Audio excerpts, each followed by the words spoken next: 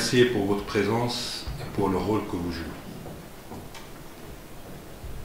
Le succès de la COP 22 a été aussi grâce à vous, et beaucoup grâce à vous. Vous avez joué un rôle extrêmement important dans la montée en charge et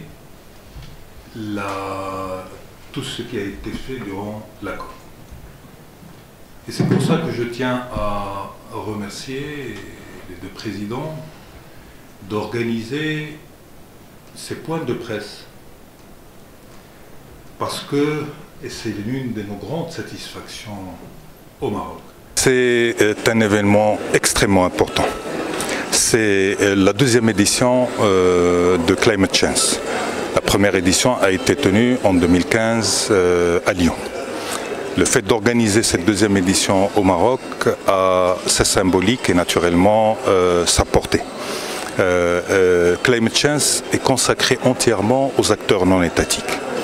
Bien avant l'organisation de la COP22, on avait dit que les acteurs non étatiques doivent avoir un rôle central et fondamental dans cette dynamique en faveur du climat. Les États ont leur rôle à jouer, ils l'ont affirmé à travers l'accord qui a été conclu à Paris. Ils doivent continuer à faire leur travail dans la définition de leurs objectifs et en donnant les moyens aux différentes régions et aux territoires et aux entreprises pour pouvoir accompagner les engagements des pays et des États. Mais il est important qu'ils aient leur espace.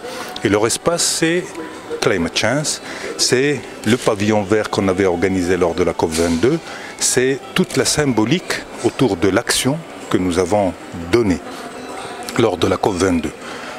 L'organisation à Agadir, une région qui a sa symbolique, qui est engagée en faveur du climat, qui a démontré à travers des actions concrètes son engagement en faveur du climat, est un message fort de la part du Maroc que l'engagement de notre pays à travers les territoires continue.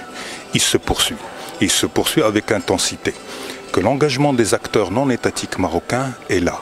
Il est fort. C'est les territoires, naturellement, c'est les régions, c'est les communes, c'est les municipalités, c'est les entreprises, c'est le secteur privé, c'est le secteur financier, c'est les universités, c'est la jeunesse, c'est tout cette dimension-là qui est engagée pour accompagner l'ambition d'un pays pour respecter ses engagements et être un acteur actif dans cette lutte en faveur du climat.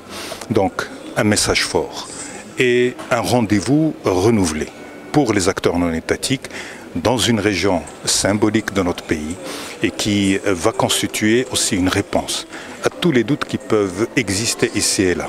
Les acteurs non étatiques sont engagés dans cette dynamique, les États continuent à assumer leur rôle et c'est cette combinaison entre les deux qui fera que les engagements qui ont été pris, moraux, mais aussi pour l'humanité et pour l'humain, peuvent être respectés. Donc nous sommes heureux que le Maroc et la région de Souss Massa puissent accueillir ce deuxième grand événement auquel vont participer naturellement tous les acteurs non étatiques du monde.